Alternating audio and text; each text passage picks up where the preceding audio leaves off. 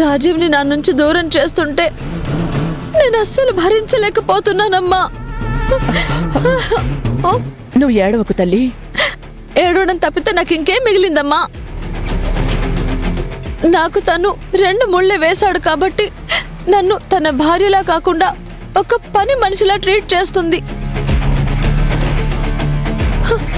అంట్లు తోమిస్తుంది, బట్టలు ఇస్త్రీ చేపిస్తుంది, వంట చేపిస్తుంది.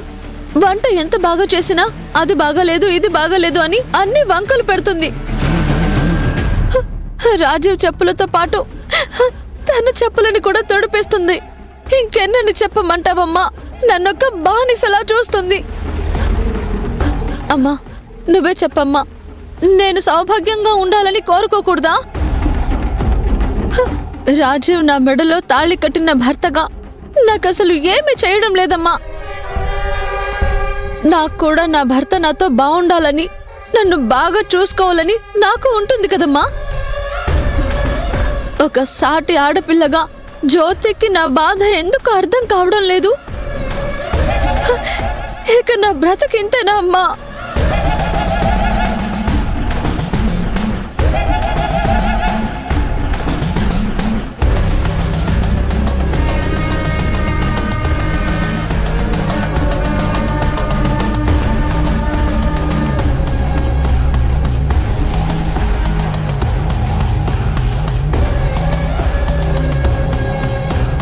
నా ఏడుపు బాగా పనిచేసినట్టుంది. ముసల్ది నా మాటలని కొంచెం నమ్మినట్టుంది.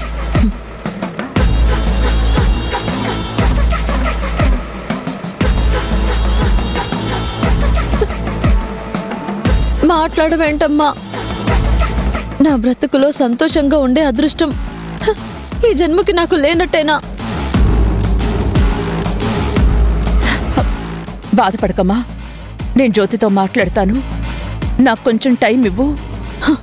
లేదమ్మా, నువ్వు చెప్పినా సరే నేను అలాంటివేం చేయట్లేదు. శ్రావ్య అబద్ధాలు చెప్తుందని నిన్ను నమ్మించే ప్రయత్నం చేస్తుంది. అసలు నేను ఇక్కడ ఉండనమ్మా. మీకెవరికి కనిపించకుండా ఎటైనా వెళ్ళిపోతాను. అవే మాటలమ్మా. ఎక్కడికి వెళ్తావు? ఎటో అటు వెళ్ళిపోతాను. నాకు అసలు ఏం సుఖం ఉందని ఇక్కడ ఉండాలమ్మా?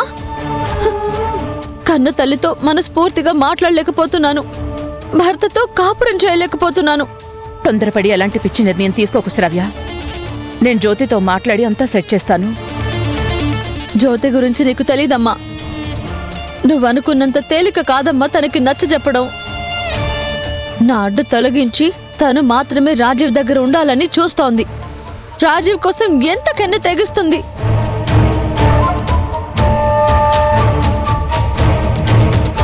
నా యాక్టింగ్కి శారద పడిపోయింది. తొందరలోనే జ్యోతి మీద యాక్షన్ తీసుకుంటుంది.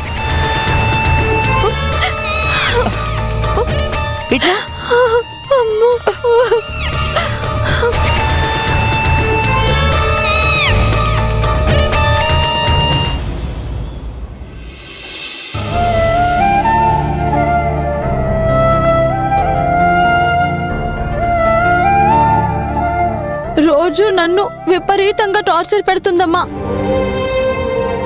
పండుగ రోజు కూడా నాకు సంతోషం లేకుండా చేసింది.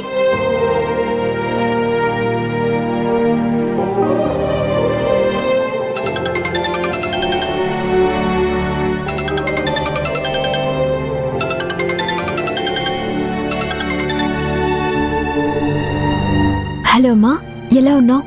నేను బాగానే ఉన్నాను జ్యోతి. నువ్వెలా ఉన్నావు? ఎలా ఉన్నానో నాకే తెలియటం లేదమ్మా. సంతోషంతో పెదవుల మీదకి చిరునవ్వు వచ్చే లోపే కన్నీళ్లతో కళ్ళు మసకబారుతున్నాయి. కొన్ని జీవితాలకు దేవుడు తలరాత అలాగే రాస్తాడమ్మా. అలా అని సర్దుకుపోవటమేనమ్మా. ఆఖరికి మన జీవితాలు ఎండమావులైపోయాయి. నువ్వేమైనా పనిలో ఉన్నావా అమ్మా? మాట్లాడొచ్చా? పర్లేదమ్మా, చెప్పు. నేను ఒకటి అడుగుతాను, మనసులో దాచుకోకుండా చెప్పు. శ్రావ్య వల్ల నీకేమైనా ఇబ్బందిగా ఉందా అమ్మా? ఎందుకమ్మా అలా అడుగుతున్నావు? అయినా తను నాతో ఎలా ప్రవర్తిస్తుందో నీకు తెలిసిన విషయమే కదా. తెలుసనుకో, కాకపోతే తను నీ వల్ల ఇబ్బంది పడుతోందని చెప్తోంది. ఈ శ్రావ్య అమ్మ దగ్గర తను మంచిదాన్నని బిల్డప్ పెంచుకుంటూ నన్ను చెడ్డదాన్ని చేయాలని ట్రై చేస్తున్నట్టుంది. మాట్లాడమేంటమ్మా? అదేం లేదమ్మా, నా గురించి నీకు తెలుసు కదా, నేను మంచిగానే ఉంటున్నాను. తను నా గురించి నీ దగ్గర చెడుగా చెప్తుందంతే. ప్రమాణపూర్తిగా ఇదే నిజం. శ్రావ్యనేమో అలా చెప్తోంది, జ్యోతేమో ఇలా అంటోంది. కన్న కూతురి మాట నమ్మాలో, సొంత కూతురులా భావించే జ్యోతి మాటకి విలువివ్వాలా అర్థం కావడం లేదు. అమ్మా, దరిబాబు వస్తున్నారు, నేను నీతో మళ్ళీ మాట్లాడతాను. సరేనమ్మా.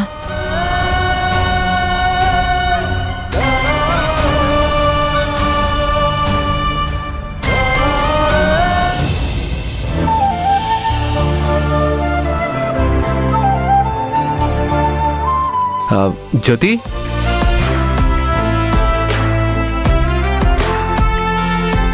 ఏంటి దరిబాబు ఇలా వచ్చారు? ఏమైనా కావాలా? ఏమడిగినా ఇస్తావా?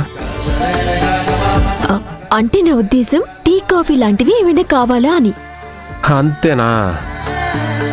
ఇంకా నీ పెదవులతో నాకు అమృతం అందిస్తావేమోనని ఆశపడ్డాను. సరే, ఒకసారి కళ్ళు మూసుకో. ఎందుకు? మూసుకో, చెప్తాను. అమ్మో, కళ్ళు మూసుకుంటే మీరేదో కొంట పని చేస్తారు. నేను కళ్ళు మూసుకోను. అదేం కాదు జ్యోతి, చెప్తుంది చెయ్యి ప్లీజ్. సరే, ఇప్పుడు కళ్ళు తెరువు. నీకోసం సర్ప్రైజ్. ఏంటిది? తీసి చూడు.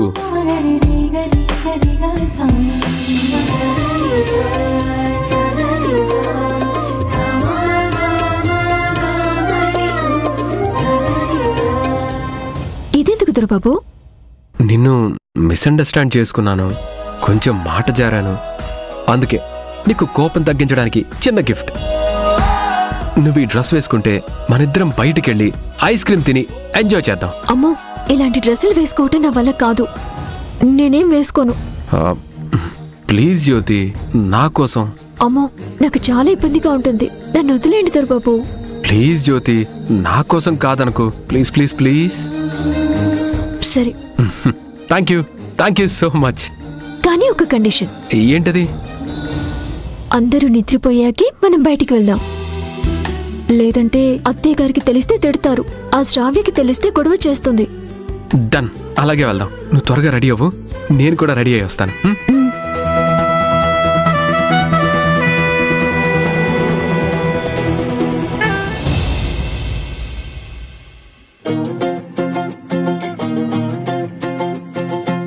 జ్యోతి,